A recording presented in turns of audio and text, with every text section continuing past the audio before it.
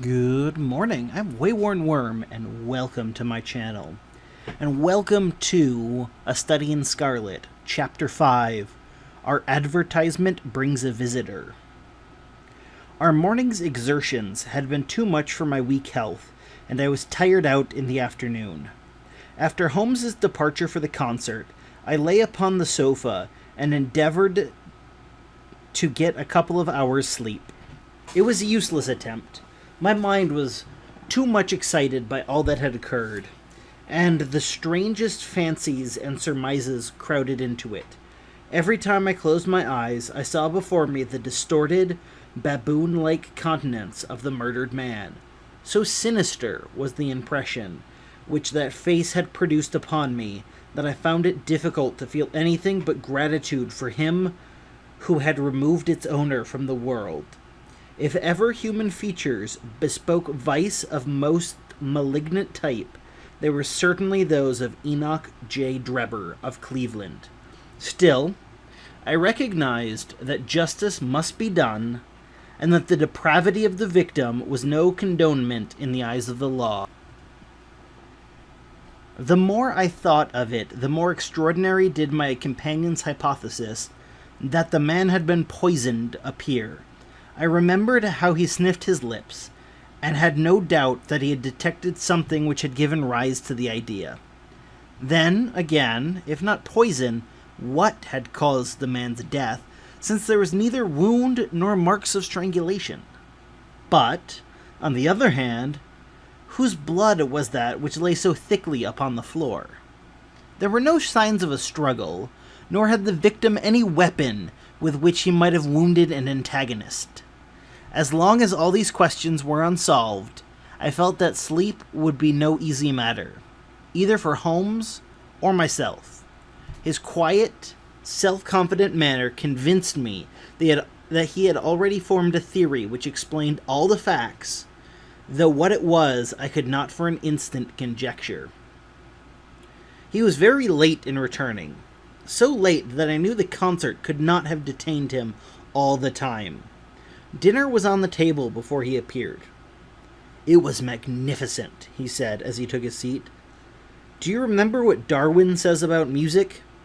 He claims that the power of producing and appreciating it existed among the human race long before the power of speech was arrived at.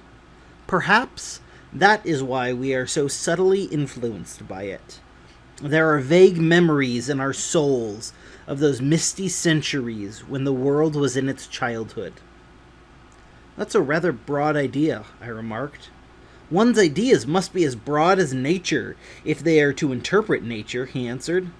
"What's the matter? You're not looking quite yourself. This Brixton Road affair has upset you." "To tell the truth, it has," I said. "I ought to be more case-hardened after my Afghan experiences. I saw my own comrades hacked to pieces at Maiwand without losing my nerve. I can understand. There is a mystery about this which stimulates the imagination. Where there is no imagination, there is no horror.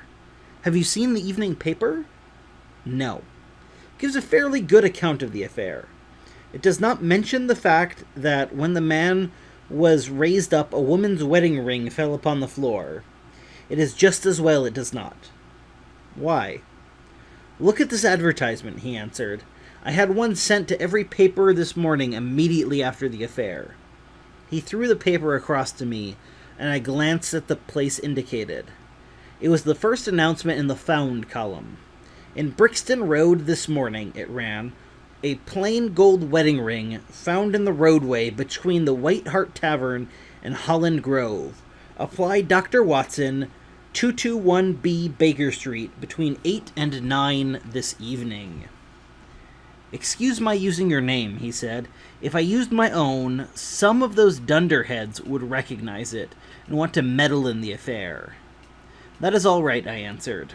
"But supposing anyone applies, I have no ring." "Oh yes, you have," he said, handing me one. "This will do very well. It is almost a facsimile."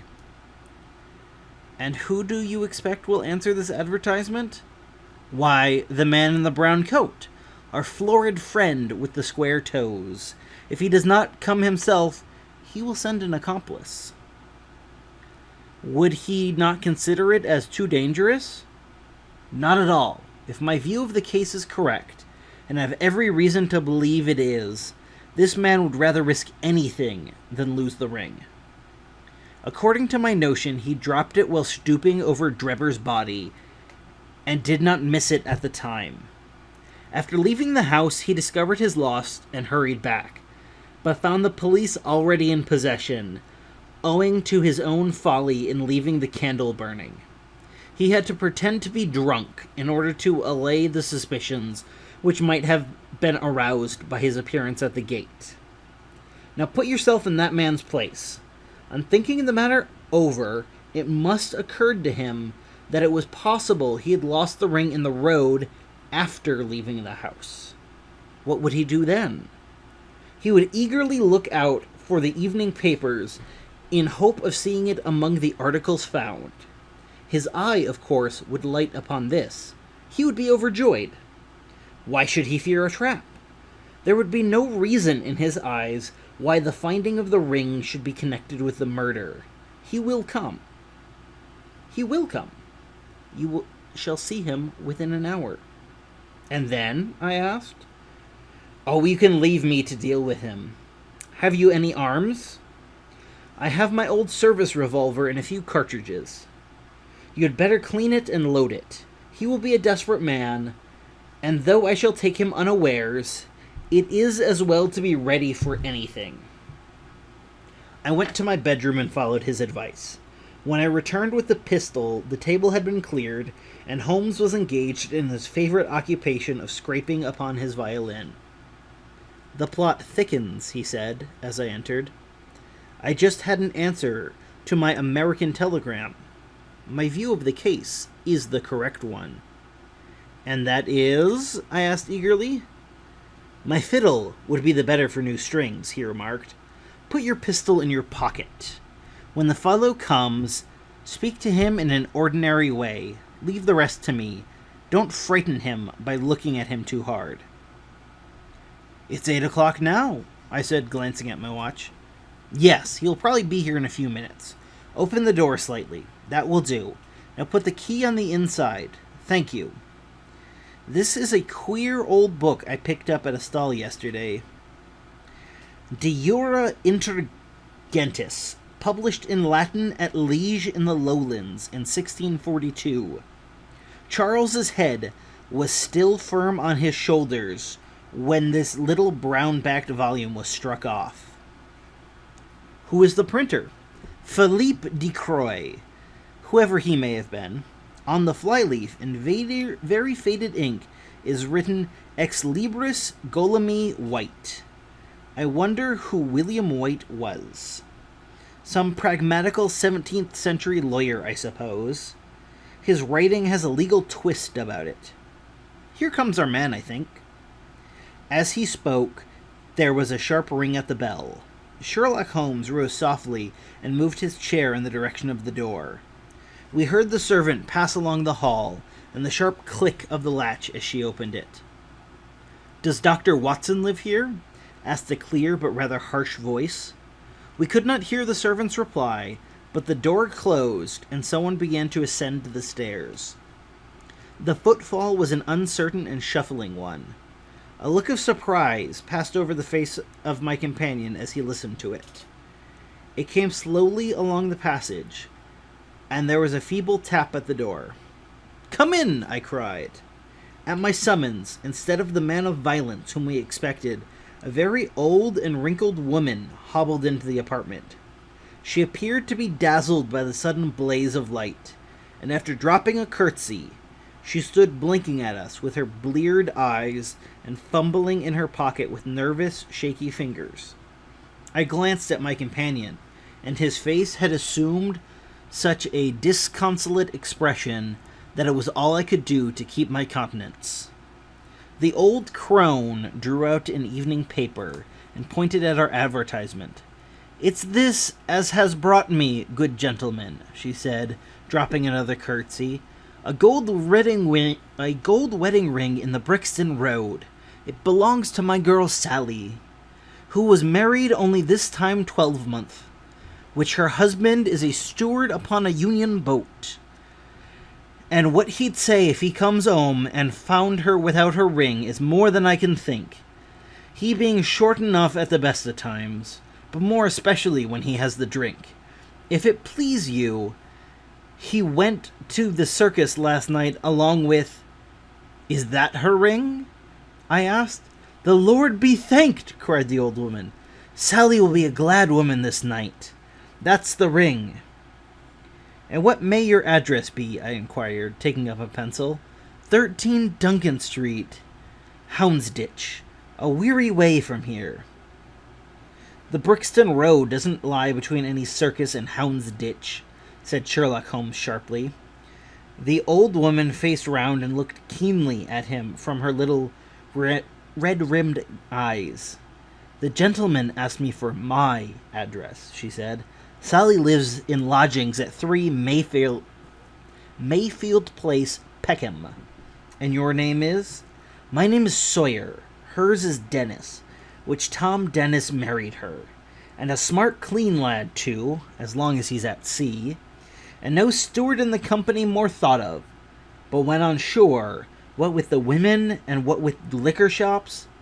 Here is your ring, Mrs. Sawyer, I interrupted, in obedience to a sign from my companion. It clearly belongs to your daughter, and I'm glad to be able to restore it to the rightful owner. With many mumbled blessings and protestations of gratitude, the old crone picked it away into her pocket and shuffled off down the stairs. Sherlock Holmes sprang to his feet the moment she was gone and rushed into his room. He returned a few seconds, enveloped in an ulster and a cravat. I'll follow her, he said hurriedly. She must be an accomplice, and will lead him to me. Wait up for me. The hall door had hardly slammed behind our visitor before Holmes had descended the stair. Looking through the window, I could see her walking feebly along the other side, while her pursuer dogged her some little distance behind. Either his whole theory is incorrect, I thought to myself, or else he will be led now to the heart of the mystery. There's no need for him to ask me to wait up for him, for I felt that sleep was impossible until I heard the result of his adventure. It was close upon 9 when he set out. I had no idea how long he might be, but I sat stolidly puffing at my pipe and skipping over the pages of Henry Mauger's Vie de Bohème. 10 o'clock passed, and I heard the footsteps of the maid as she padded off to bed. 11, and the more stately tread of the landlady passed my door, bound for the same destination. It was close upon 12 before I heard the sharp sound of his latchkey. The instant he entered, I saw by his face that he had not been successful. Amusement and chagrin seemed to be struggling for the mastery, until the former suddenly carried the day, and he burst into a hearty laugh. I wouldn't have the Scotland Yarder's note for the world, he cried, dropping into his chair. I have chafed them so much that they would never let me hear the end of it. I can afford to laugh, because I know I will be even with them in the long run. What is it, then? I asked. Oh, I don't mind telling a story against myself. That creature had gone a little way when she began to limp and show every sign of being footsore. Presently she came to a halt, hailed a four-wheeler which was passing. I managed to be close enough to her so as to hear the address, but I need not have been so anxious, for she sang it out loud enough to be heard at the other end of the street. "Drive to 13 Duncan Street, Houndsditch," she cried. This begins to look genuine, I thought, and having seen her safely inside, I perched myself behind. That's an art which every detective should be expert at. Well, away we rattled, and never drew rein until we reached the street in question. I hopped off before we came to the door, and strolled down the street in an easy, lounging way. I saw the cab pull up. The driver jumped down, and I saw him open the door and stand expectantly. Nothing came out, though. When I reached him, he was groping about frantically in the empty cab, and giving vent to the finest assorted collection of oaths that I'd ever listened to. There was no sign or trace of his passenger, and I fear it will be some time before he gets his fare. Inquiring at number 13, we found that the house belonged to a respectable paperhanger named Keswick, and that no one of the name either of Sawyer or Dennis had ever been heard of there. "You don't mean to say," I cried in amazement, that tottering, feeble old woman was able to get out of a cab while it was in motion without either you or the driver seeing her? "Old woman be damned," said Sherlock Holmes sharply. "We were the old woman to be so taken in. That must have been a young man, and an active one, too, besides being an incomparable actor. The get-up was intimidable. He saw that he was followed, no doubt, used this as the means of giving me the slip. It shows that the man we are after is not as lonely as I imagined he was, but has friends who are ready to risk something for him. Now, Doctor, you are looking done up. Take my advice and turn in." I was certainly feeling very weary, so I obeyed his injunction. I left Holmes seated in the front of the smoldering fire, and long into the watches of the night I heard the low, melancholy wailings of his violin, and knew that he was still pondering over the strange problem which he had set himself to unravel. Thank you so much for listening to the 5th chapter of A Study in Scarlet. Be sure to tune in on May 16th for Chapter 6, Tobias Gregson Shows What He Can Do. And make sure you tune in tomorrow for a new series I'm debuting. Thank you.